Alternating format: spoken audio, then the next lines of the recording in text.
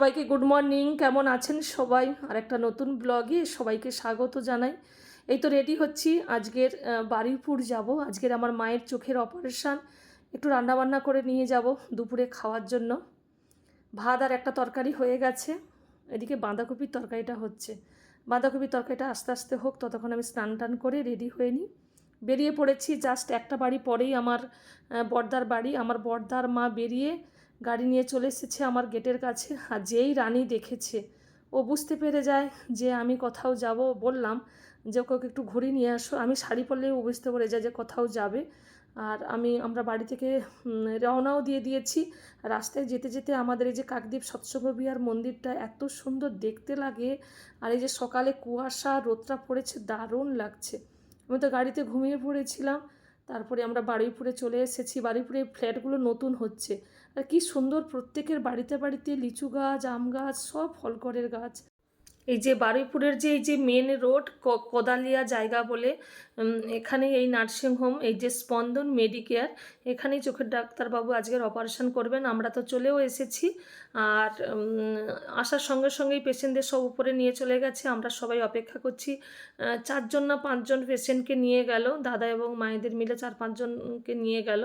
আমরা 3-4 ঘন্টা, প্রায় 3.5 ঘন্টা 4 ঘন্টা অপেক্ষা করার পর পেশেন্টকে ছুটিও দিয়ে দিয়েছে। ওপর থেকে মাসি এই যে মাকে নিচে দিয়ে গেল। আমরা বাড়ি যাওয়ার জন্য রওনাও দিয়ে দিয়েছি। আর মা তো সকাল থেকে তেমন কিছু খায়নি।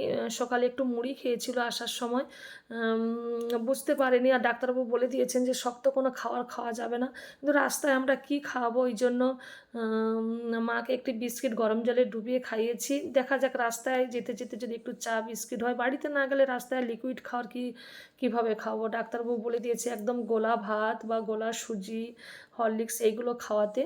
আর আমরা গাড়িতে বসেও পড়েছি। মা বলছে, সকালে ঠান্ডার জন্য মা স্নানও করেনি, আর বলছে শরীরটা ভীষণ খারাপ লাগছে। আর ড্রাইভারদা বলছেন যে গাড়িতে তেল নেই, ওই জন্য আমরা তেল পাম্পে তেলও নিয়ে নিয়েছি। আর রাস্তায় যেতে যেতে একটা ব্রিজের ওপর দিয়ে যাচ্ছি। আর এই যে সূর্যটা অস্ত যাচ্ছে, ভিউটা জাস্ট অসাধারণ লাগছে।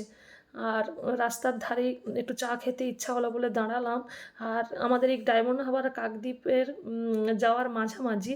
আর এই ধান ক্ষেতটা জাস্ট অসাধারণ লাগছিল। আমি তো একটু লিকার চা খেয়ে নিলাম।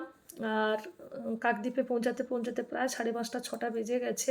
আর আমাদের এই মন্দিরের আলোগুলো জ্বলছে, কি সুন্দর দেখতে লাগছিল। আমরা বাড়িতে পৌঁছে গেছি। এই যে আমার বড়দার নাতি বৌদি। আর আমি বাড়িতে এসে একটু গরম জল করে একটু ফ্রেশ হলাম। তারপরে রান্নাটাও বসিয়েছি। এই যে বিনস, কচু, আলু, বেগুন আর শিম দিয়ে একটা তরকারি বানাচ্ছি। আর আলু সেদ্ধ দিয়েছি। আর বেশি কিছু রাত্রের জন্য করছি না। ভীষণ টায়ার্ড আজকে ঠান্ডা, সকালে ঠান্ডার জন্য। আর আমার না ভীষণ ঠান্ডা লেগেছিলো, ওই জন্য আজকে সকালে স্নানও করে যায়নি। জাস্ট ভেজা গামছাটা দিয়ে গাটা মুছে নিয়েছি। শরীরটার জন্য ভীষণ খারাপ লাগছে। ভিডিওটি আজ এ পর্যন্তই। সবাই খুব ভালো থাকবেন। দেখা হবে আবার পরের ভিডিওতে।